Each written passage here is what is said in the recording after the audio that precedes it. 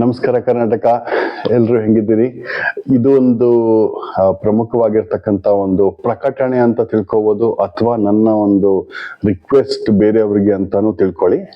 ಇದರಲ್ಲಿ ನಾನೇನ್ ಮಾಡ್ತಾ ಇದ್ದೀನಿ ಅಂತಂದ್ರೆ, ಈ ಒಂದು ಬಿಸ್ನೆಸ್ ಅಲ್ಲಿ ಇರ್ತಕ್ಕಂಥವ್ರು ವಿಮೆನ್, ಸ್ಪೆಷಲಿ LGBTQ, ಇಲ್ಲ ಅಂತಂದ್ರೆ LGBTQ ಅಂದ್ರೆ ಈ ಒಂದು ಸಲಿಂಗಕಾಮಿಗಳ ಒಂದು ಸಮುದಾಯ ಅಥವಾ ತೃತೀಯ ಲಿಂಗಿಗಳ ಸಮುದಾಯ ಅಂತ ಹೇಳ್ತಾರೆ, ಇಲ್ಲಾಂದ್ರೆ ಬೇರೆ ಜೆಂಡರ್ಸ್ ಅಂತ ನಾವೆಲ್ಲ ಕರಿತೀವಿ. ಸೊ ಅವ್ರದ್ದೆಲ್ರಿಗೂನು ಅದ್ರ ಜೊತೆಗೆ ನಮ್ಮ ಒಂದು ನಾವೇನು ಇನ್ಕ್ಲೂಸಿವ್ ಅಂತ ಏನ್ ಕರಿತೀವಿ, ಫಿಸಿಕಲಿ ಚಾಲೆಂಜ್ಡ್ ಅಂದ್ರೆ ಅಂಗವಿಕಲರು, ಅವ್ರ ಜೊತೆಗೆ ಮತ್ತಿನ್ನೊಂದಷ್ಟು ಈ ಒಂದು ವಿಮೆನ್ ಕ್ಯಾಟಗರಿ, ತುಂಬಾ ಒಂದು ಬಿಲೋ ಪಾವರ್ಟಿ ಲೈನ್ ಅಥವಾ ಅದಕ್ಕಿಂತ ಒಂದು ಸ್ವಲ್ಪ ಮೇಲಿರ್ತಕ್ಕಂಥವ್ರು ಎಲ್ಲರನ್ನು ಸೇರಿಸ್ಕೊಂಡು ಅವರಿಗೆಲ್ರಿಗೂ ಈ ಒಂದು ಎನೇಬಲ್ಮೆಂಟ್ ಅಂತದೊಂದೊಂದು ಟ್ರೈನಿಂಗ್ ಅನ್ನ ನಾನು ಮಾಡ್ತಾ ಇದ್ದೀನಿ. ಅದು ತುಂಬಾ ಅಗ್ರೆಸಿವ್ ಆಗಿ ಆಗ್ತಾ ಇದೆ. ಇದಕ್ಕೆ ನಮಗೆ ವಿನಯ್ ಗುರೂಜಿ ಕೂಡ ನನಗೆ ಮುಂದೆ ಬಂದಿದ್ದಾರೆ.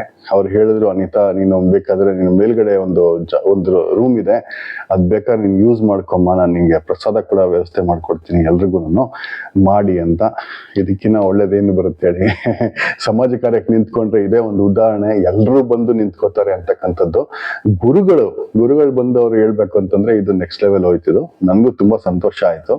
ಅದ್ರ ಜೊತೆಗೆ ಈ ಒಂದು ಕಾರ್ಯಕ್ರಮ ಮಾಡಬೇಕು ಅಂತಕ್ಕಂಥದ್ದು ಜನವರಿ 10ನೇ ತಾರೀಕಿನ ಮೇಲೆ ಫಸ್ಟ್ ಪ್ರೋಗ್ರಾಮ್ ಒಂದು ಶುರು ಆಗ್ತಾ ಇರುತ್ತೆ. ಅಲ್ಲಿ ಆ ಒಂದು ಫೆಸಿಲಿಟಿನಲ್ಲಿ ನಾನು ಮಾಡ್ಬೇಕು ಅಂತ ಇದ್ದೀನಿ. ಅದ್ರ ಜೊತೆಗೆ ಬೇರೆ ಫೆಸಿಲಿಟೀಸ್ ಇದೆ, ನಮ್ಮ ಹತ್ರ ತುಂಬಾ ಇದೆ, ಹಂಗಂತೇನಿಲ್ಲ.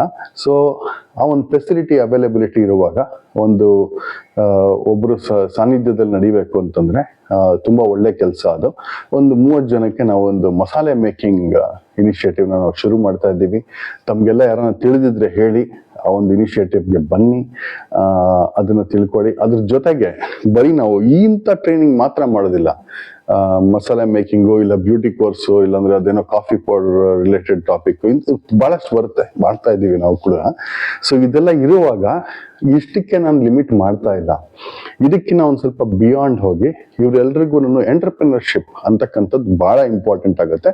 ಯಾಕಂದ್ರೆ ತಾವು ತಮ್ಮ ಕಾಲ ಮೇಲೆ ನಿಂತ್ಕೋತಾ ಇದ್ದಾರೆ. ಇದಕ್ಕೋಸ್ಕರ ನಾನು ಈಗ ಒಂದು 3 ಯೂನಿವರ್ಸಿಟಿ ಜೊತೆ ಮಾತಾಡಿದ್ದೀನಿ.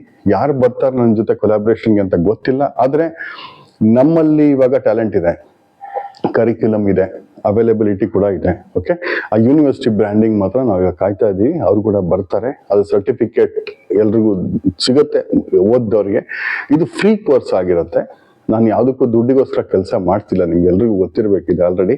ನೀವೇನಾರ ಮಾಡಿ ಡೊನೇಷನ್ ಕೊಡ್ತೀನಿ ಅಂದ್ರೆ ಮೋರ್ ದೆನ್ ವೆಲ್ಕಮ್, ಯಾರು ಎಷ್ಟು ಬೇಕಾದ್ರೂ ಕಳಿಸ್ಬೋದು. ನನ್ನ ಬ್ಯಾಂಕ್ ಅಕೌಂಟ್ ಇನ್ಫಾರ್ಮೇಶನ್ ನೀವು ಬೇಕಂತಂದ್ರೆ ನನಗೆ ಒಂದು ಮೆಸೇಜ್ ಮಾಡಿ, ನಾನು ಕೊಡ್ತೀನಿ.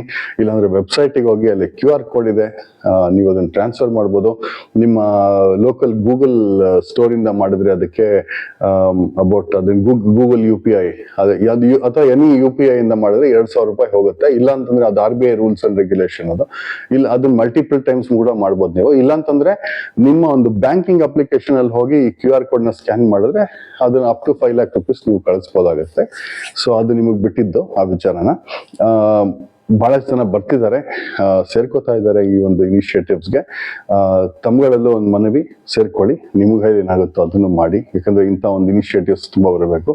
ಈ ಒಂದು ಬ್ರಿಡ್ಜ್ ಕೋರ್ಸ್ ಏನ್ ಬರುತ್ತೆ, ಇದು ಒಂದು 10 ವಾರ ಅಂತ ಇಟ್ಕೊಳ್ಳಿ ಅಪ್ರಾಕ್ಸಿಮೇಟ್ಲಿ. ಈ 10 ವಾರದಲ್ಲಿ ನಮ್ದೇನಾಗುತ್ತೆ ಅಂತಂದ್ರೆ, ಈ ಒಂದು ಟ್ರೈನಿಂಗ್ ಅನ್ನ ಮಾಡಿಸಿ, ಭಾರಿ ಭಾನುವಾರ ಮಾತ್ರ ಇರುತ್ತೆ. ಭಾನುವಾರ ಅವರು ಆನ್ಲೈನ್ ಅಲ್ಲಿ ಕೂತ್ಕೋಬೇಕಾಗಿರುತ್ತೆ. ಬಂದು ಆನ್ಲೈನ್ ಅಲ್ಲಿ ಈ ಕೋರ್ಸ್ ಅಟೆಂಡ್ ಮಾಡಿ, ಮತ್ತೆ ಲಾಸ್ಟ್ 1-2 ಸೆಷನ್ ಒಂದು ಫಿಸಿಕಲ್ ಆಗಿ ಮೀಟ್ ಮಾಡುವಂತ ಒಂದು ಸಂದರ್ಭ ಕೂಡ ಬರ್ಬೋದು.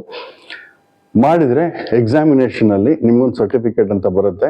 ಇವರು ಒಂದು ಒಳ್ಳೆ ಒಂದು ಇನಿಷಿಯೇಟಿವ್ ಏನಂತಂದ್ರೆ, ಈಗ ನಾವು ಎಂಟರ್ಪ್ರಿನರ್ಶಿಪ್ ಮಾಡ್ಲಿಕ್ಕೆ ಟೆಕ್ನಾಲಜಿನ ಹೆಂಗ್ ಯೂಸ್ ಮಾಡಬೇಕು, ಯಾವ ತರ ಚೇಂಜಸ್ ಬರ್ತಿದೆ, ಟೆಕ್ನಾಲಜಿ ಜೊತೆಗೆ ನಮ್ಮ ಎಂಟರ್ಪ್ರಿನರ್ಶಿಪ್ ಯಾವ ತರ ಮುಂದೆ ಬರಬೇಕು, ಇದು ಅತ್ಯಗತ್ಯವಾಗಿರ್ತಕ್ಕಂಥ ಟ್ರೈನಿಂಗ್ ಸ್ನೇಹಿತರೆ.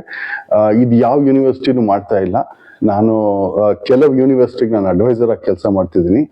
ಅದರಿಂದಾನೇ ಅವರು ಪಾಪ ಏನೋ ಕವರಲ್ಲಿ ಹಾಕಿ ನಾನು ಹೋದಾಗ 2,000-3,000 ಹಂಗೆ ಕೊಡ್ತಾರೆ, ನನ್ನ ಖರ್ಚಿಗೆ ಅದು. ಸೊ ಹಂಗೆ ನಡೀತಾ ಇದೆ ನನ್ನ ಜೀವನ ಕೂಡ. ಬಟ್ ಇದ್ರದ್ದು ಅದು ನನ್ನ ಮೈ ಬಡಿ ಬರೋವರೆಗೂ ನಂದು ಹಿಂಗೆ ನಡೆಯುತ್ತೆ. ನೆನಪಿರ್ಲಿ. ನನಗೇನು ಆ ಥರ ಒಂದು ಧ್ಯೇಯ ಅಂತೇನಿಲ್ಲ, ನಾನು ದುಡ್ಡೇ ಬೇಡ ಅಂತ ಹೇಳಿದ್ದೆ ಫಸ್ಟು. ಈಗ ಒಂದು ಸ್ವಲ್ಪ ಇದ್ರ ಬಗ್ಗೆ ಓಡಾಡ್ತಾ ಮಾಡ್ತಾ ನನಗೂ ಒಂದು ಸ್ವಲ್ಪ ಖರ್ಚುಗಳು ಬಂದಿದೆ, ಹಾಗಾಗಿ ನಾನು ಅದ್ರ ಬಗ್ಗೆ ಮಾಡ್ತಾ ಇದ್ದೀನಿ.